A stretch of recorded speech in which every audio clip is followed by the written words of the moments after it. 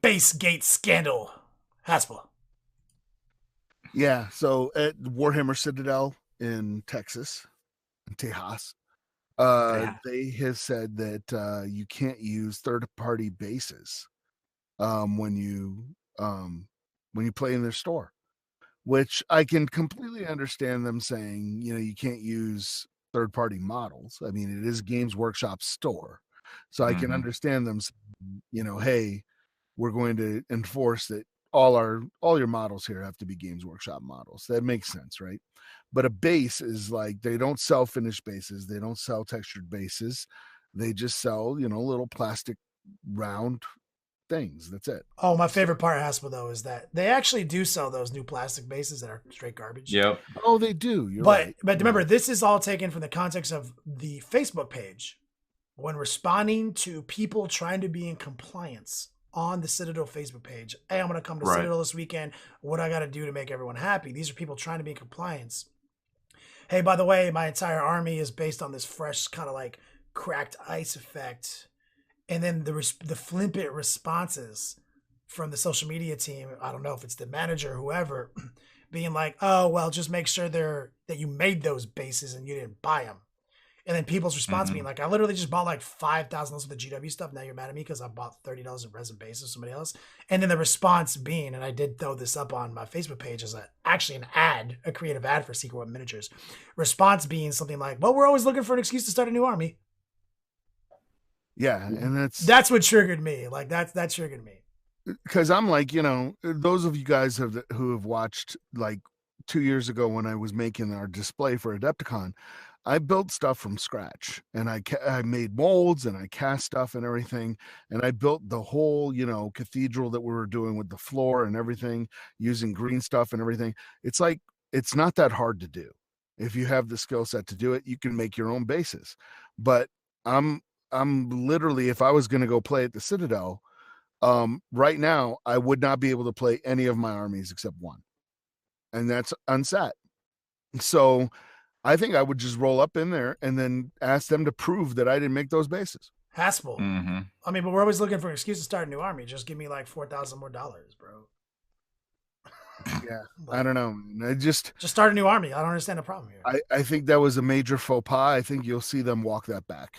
And but here's the thing. I did talk to Wyatt Turk. He's out there in Texas and stuff. And he said, hey, people actually walked in with secret weapon bases and no one said shit. Right? And he's they might not be able to tell or whatever. That makes it worse.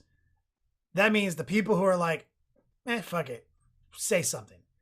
They're the one that they're getting away with it. And the people who are actually super diehard GW people who are trying to go out there and be excited to go on their big trip to Warhammer Disney World in fucking United States, which is, that's pretty much it. A big fucking deal for them, right? You're gonna go make your Hajj to the Citadel. They're like, oh, I'm gonna travel there. Let's make sure I'm gonna fucking in compliance because I love GW. And it's like, go start a new army, son.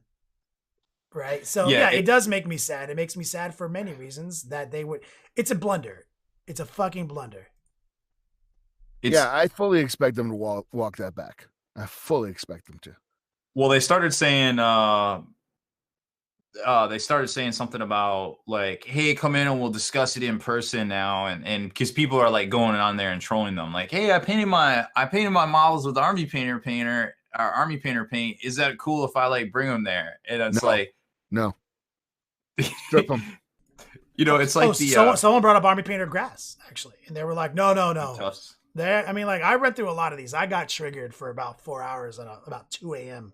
a couple days ago, and made a series of ads that showed like the exact cracked ice that they were referencing from a tutorial of mine where I took Desert Basin from Secret Weapon Miniatures and repurposed it into cracked ice. Right. I just put that up there. Right. And then I was like, hey, this isn't Secret Weapon. I made these. But of course I linked it on a Secret Weapon. I did one for Pop Goes the Monkey with a fresh shoulder pad. Like, I was like, come on, man. Like, and there's actually a quarterly manager meeting that's happening in Texas. Happened yesterday, the day before yesterday.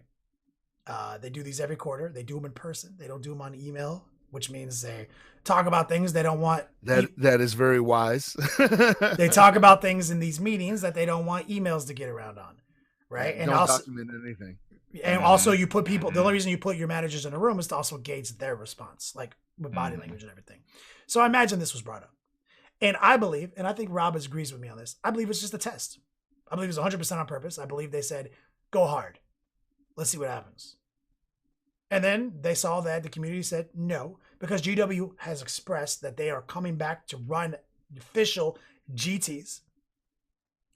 And they want to see what they need to do with their old original policy of what was the 75% GW model on a conversion. Yeah, the old policy was something. I think it was 50%. I think it was 50%. Yeah. Yeah. And so I think they're trying to 50%. see what they can get away with in going into 2019 season. And I think there was just a test. And I think 100% they're gonna roll it back. They're gonna be test failed. We can't go that hard. No big deal. No harm, no foul.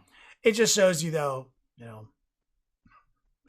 like, I mean, it made me feel bad. It made me feel so fucking angry. Like, it's so cringy too. They're like, hold the hobby hostage like that. Like, it's like the stuff we talked about earlier. Like, I have in my hand here the tube. It's like a little small container of Vallejo ground texture. It's pumice, as most people call it. I think they rebranded it, but it's 200 milliliters. This thing's $8 from Miniature Market, $12 on Amazon, right? Or you can get the GW texture paint pot that's $8 for 24 milliliters. Like, that's a difference of a factor of 10. Like, there's no comparison here. Like, you can't tell me what I based my stuff with. This stuff's literally almost the same in a lot of cases. So, at the end of the day, you can't hold the hobby hostage. The hobby is bigger than Warhammer in general. Just like I would correct you on that. I was like, you can do whatever the fuck you want. It's your goddamn company. But I would advise you not to make moves that make it appear that you're holding this community hostage. Yeah. And if you value my opinion whatsoever, I would strongly advise against that, sir. You know what I mean? In your store, you have every right to say whatever, sure. But saying stuff like this does not look good. Because what's next? Are you going to scratch and sniff my paint? Are you going to scrape off some of my resin to see like if my stuff's authentic? Like, I've actually heard of people suggesting that to start enforcing China cast. That's ridiculous. Yeah, it's insane, but it could get to that point. I don't know. I can just say, like, I'm pretty level-headed, but on something like, let's just for a moment imagine that I made the pilgrimage down there to play, and I show up with my Space Wolves or something that's based on third-party bases, and they tell me I can't play in the store with it. I would be done. That would be something that I can imagine myself just going, you know what? I don't need to play this hobby anymore. I'm going to go play Infinity or something else. I'm done. Yeah, that's actually how I felt about it for a brief moment, right? For sure. Like, it's especially when you look at your models, like Haspel is a true hobby maniac.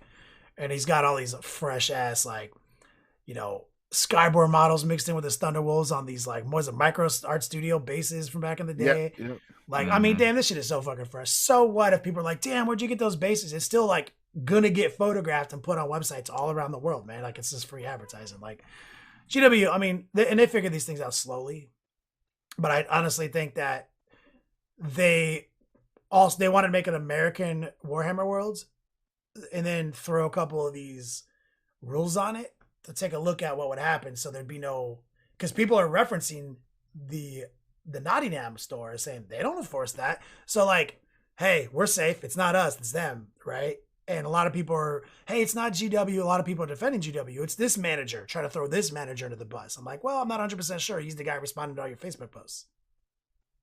So there's a lot of, like, misdirection in this whole story. And that to me always piques my interest in, like, there might be something else going on here.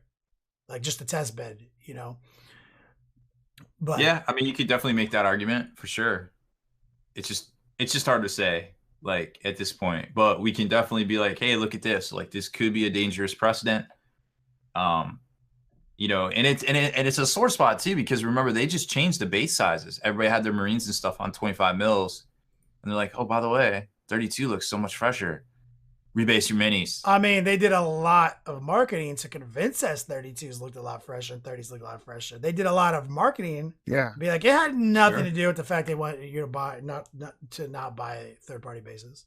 No, and even then, I just bought those adapters. Like, I rebased my entire Grey Knight Army, but I didn't rebase them. I just grabbed those adapters and threw my 25 mils in there. So that they're legal, but